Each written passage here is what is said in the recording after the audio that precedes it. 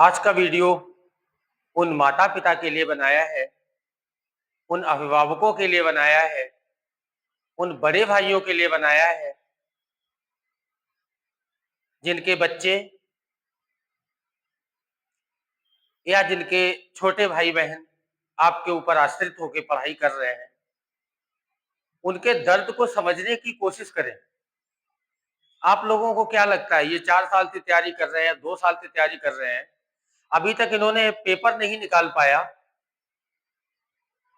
तो तुम्हें क्या लगता है ये पढ़ नहीं रहे होंगे? अरे उनको भी अपने करियर का लगता है, वो रात-दिन एक कर रहे हैं।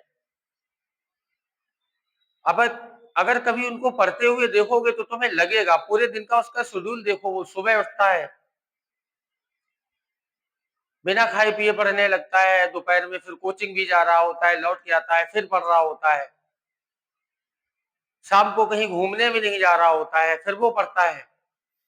कोई दावत है, वहाँ नहीं जा रहा है, कोई यार दोस्तों ने बुलाया हुआ है, वहाँ नहीं जा रहा है, केवल पढ़ाई पे लगा हुआ है।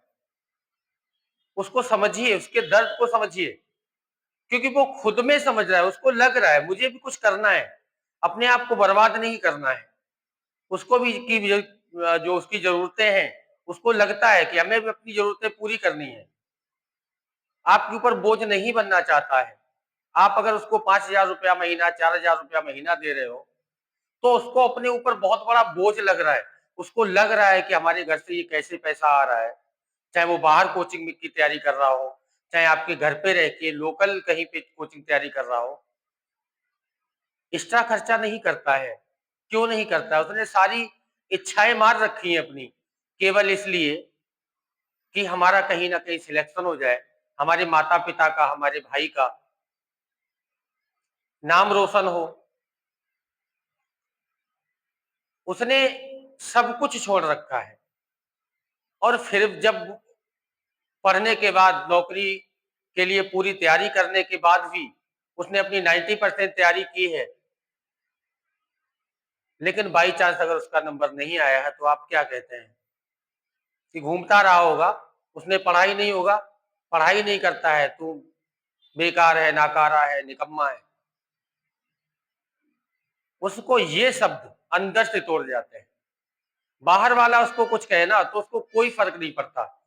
लेकिन अगर माता-पिता उसके बड़े अगर उससे ये बात कहते हैं ना, जिनके ऊपर वो डिपेंड है, जिनकी उम्मीद लगाए हैं कि ये लोग हमारा साथ देंगे, ये लोग हमारा साथ दे रहे हैं। अगर वो लोग ऐसी बात करेंगे ना, तो फिर वो अंदर से टूट जाता है, फिर उसके पास कुछ नहीं बचता है। उसे लगता है अब ये सब छोड़ दो, बहुत हो गया, हमने पूरा जितना कर सकते थे, वो सब कर लिया, अब हमसे नहीं हो रहा।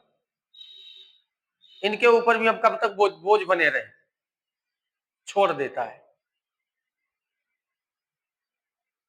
और अगर उसने छोड़ दिया ना तो मतलब क्या है कि जो उसने शुरुआत से अभी तक की जो मेहनत की, रात-दिन एक किया, वो सब बेकार हो जाएगा। आप लोग उसको हौसला बनाओ, कोई बात नहीं, इसमें नहीं हुआ तो अगली बार होगा। अगली बार हो नहीं हुआ तो अगली बार होगा, और मेहनत करो, कोई बात नहीं, तुमने बहुत प्रयास किया। हाँ, ऐसे बच्चों के लिए जो बिल्कुल नहीं पढ़ते हैं, आपको लगता है घूमते हैं, उन्हें डाँटने की ज़रूरत है। लेकिन जो वास्तव में तैयारी कर रहे हैं, तुम्हें दिख रहा है मेहनत कर रहे हैं, तो उनको डाँटने की आवश्यकता नहीं है। कारण क्या है कि कॉम्पिटिशन इतना हार्ड हो गया है, जहाँ पे 10,000 वैकेंसी वहाँ 10 लाख फॉर्म पड़ रहा है, जहाँ 50,000 वैकेंसी वहाँ 50 लाख फॉर्म पड़ रहा है। इतना हार्ड कॉम्पिटिशन हो रहा है। अब 10,000 वैकेंसी में 10,000 ही सिलेक्ट होंगे ना, तो 10 लाख में जो 9,90,000 विद्यार्थी बचे हैं, वो तो फेल होने ही होने हैं। अब इसका मतलब ये नहीं है कि उन्होंने मेहनत नहीं की, उन्होंने भी बहुत मेहनत की है, रात-दिन एक किया है।